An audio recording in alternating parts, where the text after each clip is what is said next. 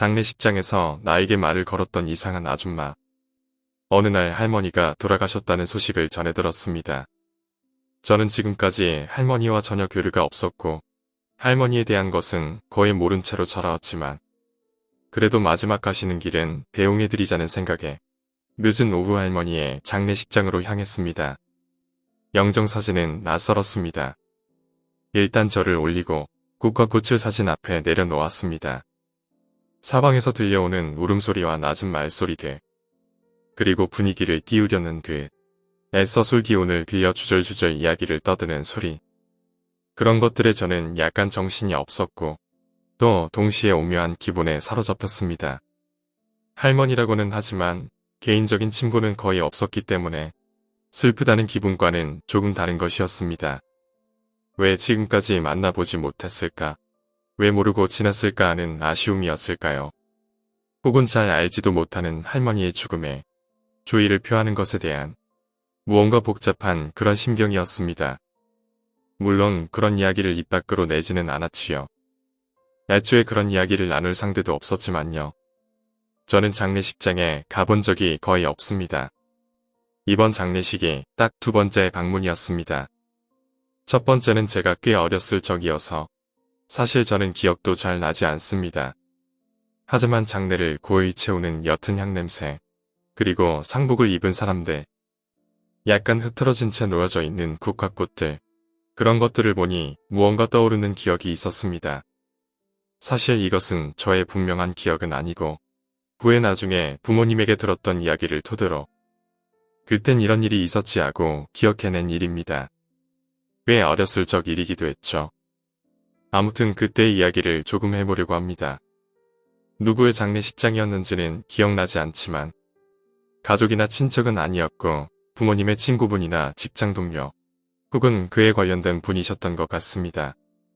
그때는 제가 어렸기 때문에 그냥 장례식장 한켠에 딸린 작은 구석방에 있었습니다.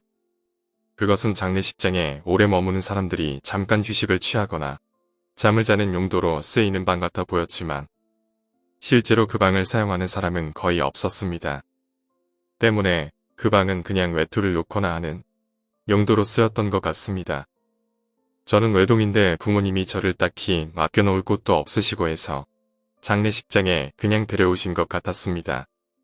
그곳에 제 또래 아이들은 없었습니다. 부모님은 이리저리 신경 쓰시느라 제게 신경을 써주지 못하셨죠. 낯선 사람들밖에 없는 그곳에서 어머니는 제게 동화책 몇 권을 들려주시고는 그 작은 방에 들어가 있으라고 하셨습니다. 그때가 겨울이었는데 장례식장은 약간 쌀쌀했고 그 방은 왠지 모르게 따뜻했었거든요. 사람들의 외투만이 정신없이 늘어져 있는 그곳에서 저는 동화책을 읽고 있었습니다. 사실 죽음이라는 것에 대한 개념도 없었고 장례식장에 대한 두려움 같은 건 없었죠. 그다지 무섭다는 생각은 들지 않았습니다. 다만 오랜 시간 혼자 있어야 한다는 건 조금 무서웠을지도 모릅니다. 동화책을 다 읽고 나서 조금 심심해져 그냥 방 안을 멍하니 구경하고 있었는데 갑자기 방문이 조심스럽게 열리며 어떤 아주머니의 얼굴이 살짝 보였습니다. 별다르게 기억나는 것은 없고 특징이라면 오히려 평범한 것이 특징이었다고 할까요? 그냥 어디서나 볼 수 있을 것 같은 흔한 아주머니였습니다. 그리고 표정이 아주 상냥하셨던 것 같아요. 아주머니는 고개를 문 사이로 살짝 내민 채 웃으며 저에게 물으셨습니다. 여기서 뭐하고 있니? 저는 별 생각 없이 지금 책 읽고 있어요 하며 어머니가 주신 동화책을 보여드렸습니다. 그러자 아주머니가 칭찬을 해주시고 또 웃으며 물으셨습니다. 배고프지 않아? 그 말을 듣고 보니 약간 배가 고프다는 생각도 들어서 그냥 그렇다고 대답했습니다. 그럼 아줌마랑 밖에 나가서 밥 먹자. 아까부터 계속 여기에 있었잖아. 아줌마랑 가자. 그 아주머니가 제가 여기에 계속 있었다는 것을 어떻게 아셨던 걸까요? 지금 생각하면 조금 이상하긴 하지만 그때는 역시 별 생각 없었습니다. 하지만 저는 꽤 낯을 가리는 성격이라 낯선 사람이 많은 곳에 나가고 싶은 생각이 별로 없었습니다. 제가 고개를 저으며 나가지 않겠다고 하자 아주머니는 표정에 변화도 없는 채로 아줌마랑 가자라고 그 말만 계속하셨습니다. 억양과 속도가 아무것도 변하지 않은 채 마치 자동 재생기를 틀어놓은 것처럼 말이죠. 그때쯤 되자 저도 무언가 이상하다는 생각이 들었고 저는 그제서야 아주머니에게 아줌마 누구예요? 라고 물었습니다. 그래도 아줌마는 대답하지 않은 채 같은 말만 반복하셨지요. 뭔가 불안함을 느낀 저는 조금 있다 집에 갈 거예요 라고 거짓말을 했고 그럼에도 아줌마는 떠나지 않았습니다.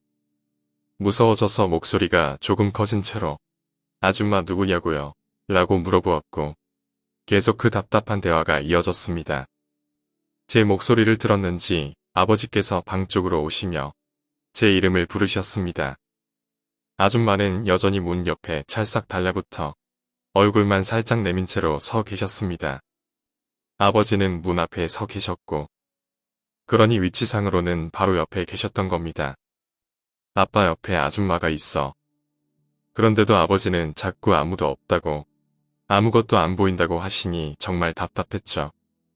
바로 옆에서 계속 보고 있는데 아직도 계속 같이 가자고 말하고 있는데 아무도 없는데 자꾸 누가 있다고 하니 아버지도 답답하셨겠죠. 결국에 아버지는 얘가 졸려서 헛것을 보나보다 하시며 이제 집에 갈 거니까 조금만 더 기다리라고 하고는 다시 다른 데로 가버렸습니다. 문은 활짝 열어둔 채로요. 그때까지도 그 아주머니는 계속 있었습니다. 나는 답답하고 억울한 마음에 벌떡 일어나서 그 아줌마에게 다가갔습니다. 그리고 그때 놀라운 사실을 발견했습니다. 아주머니는 당시 문 너머로 얼굴을 반쯤 내밀고 계셨고 한 손으로 문을 잡은 채 빼꼼히 쳐다보는 자세였습니다. 그런데 제가 아줌마를 가까이서 보는데 뭔가 이상하다는 생각이 들었습니다.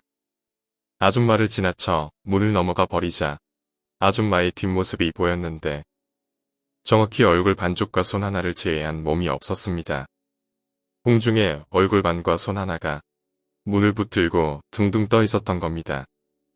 제가 그 모습을 보면서 벙쪄 있으니까 아줌마가 천천히 얼굴을 돌렸습니다. 여전히 얼굴 반쪽과 손 하나로 문을 붙든 채로 나를 보면서 똑같은 말을 하는 아줌마. 저는 너무 무서웠습니다. 저는 소리를 질렀고 저기 이상한 아줌마의 얼굴이 떠 있다느니 몸이 없는 아줌마가 말을 건다느니 그런 말들을 횡설수설 늘어놓았다고 합니다. 사실 이것은 잘 기억이 안 납니다. 이 이야기는 나중에 어머니가 해주신 이야기입니다.